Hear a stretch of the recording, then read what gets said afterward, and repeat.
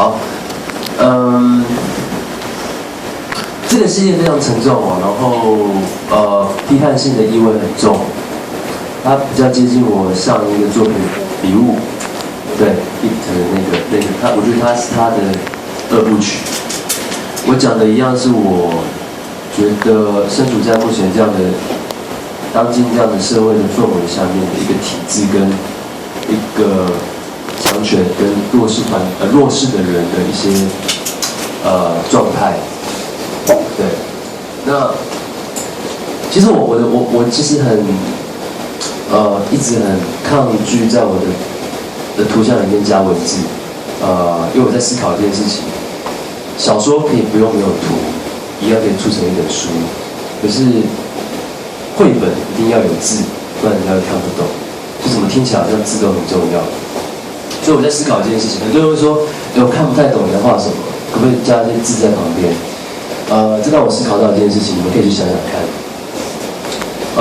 我们人的发展是先从图，我们先会看图，才发明出了文字这件事情。所以我觉得我们每一个人都有看图的能力，而且每个人都很厉害。但是因为我们已经习惯了文字，久而久之依赖了文字，我们懒得去看图，所以我们那个功能就把它关掉，它渐渐就没了。对，所以我在做一件很蠢的事情，我希望把大家的这个功能再找回来。所以我尽可能让我的字，不用太多，但是你可以借由我的图像去拼凑出一个故事。你可能不会，你绝对不可能拼凑的跟我想的是一模一样，但是你也不会拼凑到一个离主题太远的地方。对，我相信大家都有这个能力做得到。好，所以这个故事，我就不介绍了，你们可以回去看看。你们可能会有不同的想法，这有点像电影，就不爆雷了。你们可以回去品味一下一个没有文字在旁边的故事。你们可能会读到不同的，每个人有不同的版本。我觉得这是一件很有趣的事情。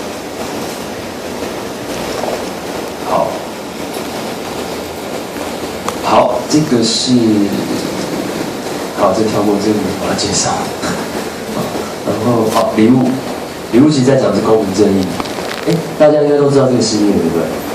好，这是我在瑞士拿的第一个首奖了。然后，其实我在讲这个劳工他在看出他在工作，然后在运转这些齿轮，然后有好多的人跟他一样在骑脚踏车，好像在让某一个东西要动起来。那么其实就在启动这个锅炉，这个大锅炉在运行。那些小人就在锅炉里面骑脚踏车，载着这个胖胖的小孩。那胖胖的小孩对我来讲是强权者的象征，很霸道、很贪婪，然后永远有满足不了的欲望。所以我用一个巨大的状态，然后邪恶的表情。对，虽然看起来像个小朋友，好像很无辜，对，但是一方面又显得他是蛮霸道的。然后告诉观众，他现在在往地球的某一个方向前进，对。来到一个小屋前面，然后看到圣诞老公公。那我用他们的对比告诉观众，强权者这些人有多么的霸道跟蛮横，然后一个对比，圣诞老公无辜的看着他。这时候我告诉观众，他们到底来这边要干嘛？绕了半个地球，小朋友是来要礼物的，因为他不是个好小孩，就是他圣诞节并没有收到礼物，因为他非常不爽。所以就反正爸爸有开公司给他嘛，那就号召爸爸公司里面的员工骑着脚踏车在他来这里，白一点就是这样子的意思。那我把我们这个系列在讲的是公平跟正义这件事情，所以圣诞老公被我拉进来这个故事里面，他扮演的角色是，他到底会不会低头屈服这个强权？如果连童话故事里面的圣诞老公公都要被都无法抵抗强权，那请问还有谁能够抵抗强权？所以这牵扯到一个公平的问题。那我没有告诉大家结局，所以就是让大家自己去想，结局会是什么样子。所以其实，在国外参展的作品里面，刚刚介绍的这2个都是在国外参加比赛的，你们会看到它比较多思考的层面，但情感的部分稍微少一点点，比较多的省思这件事情。那这个是我的第一个在法国得奖的作品，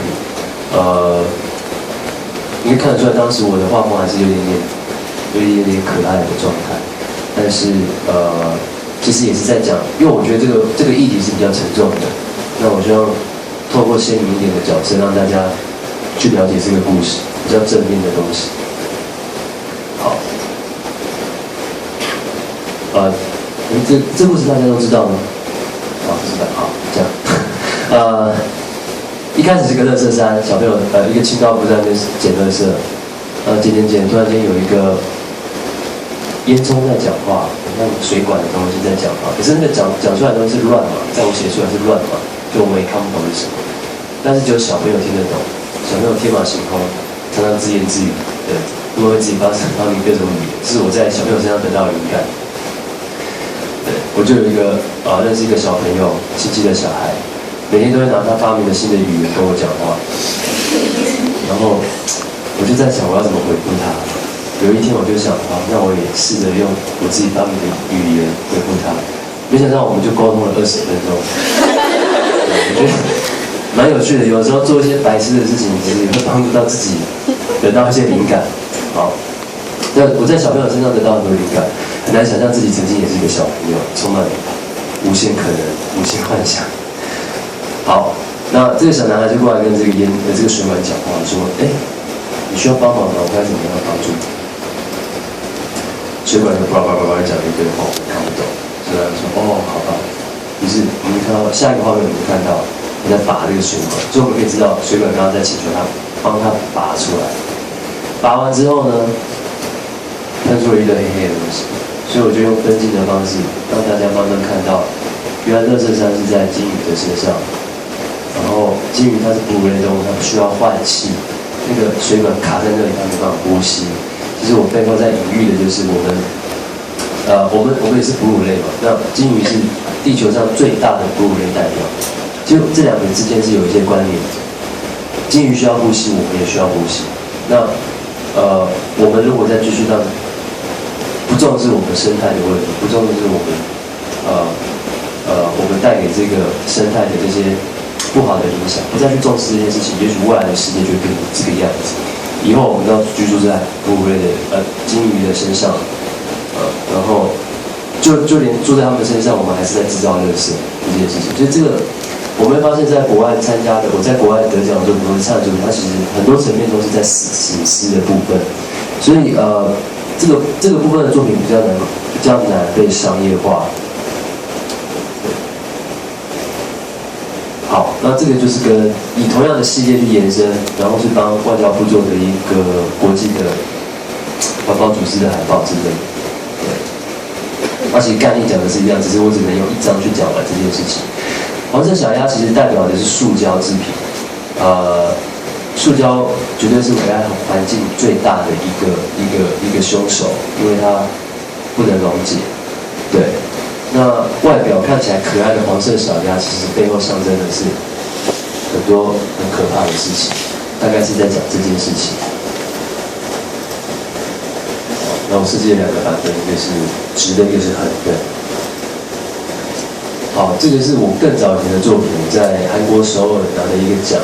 我设计了一个故事跟一些角色，想象他们会变成动画的状态，可能有几集，然后之类的。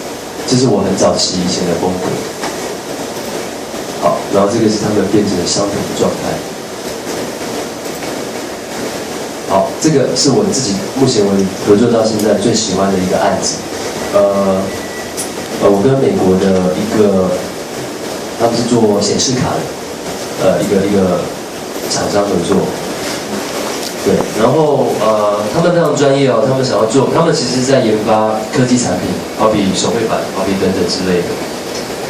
然后他们找了一群艺术家，给了我们一个主题，并且给我们一人一本小说，然后每个艺术家会有指定的章节，你要读完那个章节，利用那个章节的概念去画一个系列。所以我读的那个章节很有意思，他在讲的是。我很快带过，2个科学家上面去检查一只机器人，因为那只机器人故障。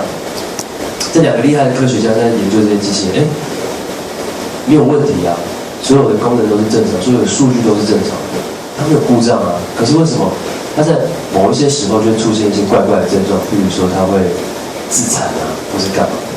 他们想了好久，比方科学家就很不安，因为公司限他们1个礼拜要搞定这件事情，要找出机器人到底哪里故障。对，因为在未来的世界，机器人是一个佣人的角色，工人的角色。对，他们就很不安，怎么办？时间越来越少了，然后他们两个开始出现不安的症状，有的会咬手指，对，有的可能就会一直晃脚，或者是敲桌子。哦。最后，他们突然发现，啊，原来这个机器人会有这些奇奇怪怪的自残的行为，是因为它压力太大。所以这件事情很有趣哦，就是机器人的外在是没有问题，可它的内在出问题。一个机器人不太可能会有内在问题，它不太会有情感的问题，它是一个很理性的东西。可是连机器人都会在小说里面，他描述连机器人都会出现这样的状态的时候。我就觉得这个观点很有意思，所以我就延伸出了这个系列，叫做需要接受心理治疗的机器人。对，需要看精神病，因为压力太大。所以第1章就在讲他帮我们看。然后我们都知道，电脑或是机器都是用2边码在沟通的，1跟0。然后第2章他在撞墙，有点崩溃的状态。然后依然是1跟0在讲，可是我们看不懂1跟0代表的意思。因为真正的问题不是在你的外在，而是在你的内在。然后第3章是大家都得了呼吸强迫症，紧张的时候会喘不过气来，所以就要拿一个纸袋，在很多好莱坞的片子里都会看到很多人在做这样的事情，一紧张就吸一个纸袋。对，然后在这个系列里面，你可以看到我沿用我自己个人的风格，然后对我来讲，它是个创作的作品，我不觉得它是一个商业的作品。然后我也提供了在看这个系列作品，你们会想到一些事情，形式的部分。我们现在很仰赖科技的产品，每天都一定要用手机，每天要用 iPad。然后，我们这么大量的使用这些东西的时候，如果连这些东西都会出现精神压抑的状态，那我们人呢？我们是有血有肉的躯体，那我们精神压力状态是不是影响的更多？就可以去想想这件事情。好，快结束了。好，小宇宙，这是一个版画作品，然后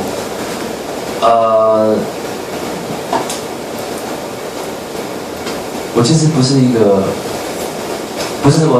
这么认同柏拉图式的爱。如果大家知道柏拉图式的爱是代表他讲的就是说，我们其实是被拆成1人1半，对，我们是个体。可是，在以前我们是一个我们是一个以前这个个体在后来被拆成2个不同的对，一个男一个女这样。所以我们这一生都在找我们的另外一半。你在找你的另外一半，我在找我的另外一半。当我们找到彼此对的另外一半的时候，我们就完整了。讲的是这件事情，可是我不太认同这件事情。但是有的时候我不认同的事情，不代表我不能够拿它去做创作。所以我就讲了一个浪漫的故事。我在讲的是，有一个角色，他在森林里面，他很巨大，他很享受他自己美好的小世界。可当夜晚来临的时候呢，因为黑暗，他还是会感到恐惧跟孤独。我都可以把他们放得很大，对。我在讲的是自我这件事情，就他们其实，在故事里面，他们是很自我的在活着。然后下一幕，我们看到，出现一个女孩子，然后手是黏在一起，然后这个主角迫不及待的想要带她认识她的世界、她的生命，很开心。中间少一点，不好意思。中间有一幕是他们变成了一颗球体，对，当他们变成球体的时候，就是个完整的一个状态，他们是自己的宇宙。我讲的是我们崇尚的那个幻想，我们对于另外一半，我们对于我们人生可以遇到一个完整我们自己那个人的美好幻想。最后1章，我告诉大家，其实大家看到这里会有各种不同的答案跟结局哦。有人觉得，他们俩是吵架了，或者是他们发生什么事情，女生跑来那边哭，其实这一章啊，在讲的是，其实从头到尾，从这边开始就是这个角色的自己在幻想。他看到他在森林里面看到一个女孩在哭泣，他好想去安慰她，他好想认识她，可是他没有那个勇气，所以他只能躲在后面偷偷看她。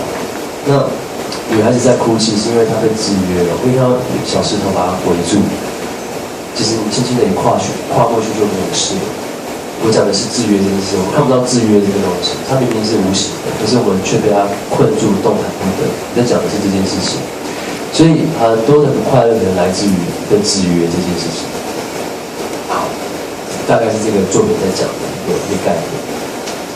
好，目前介绍完了，然后有点时间，我给你们看看。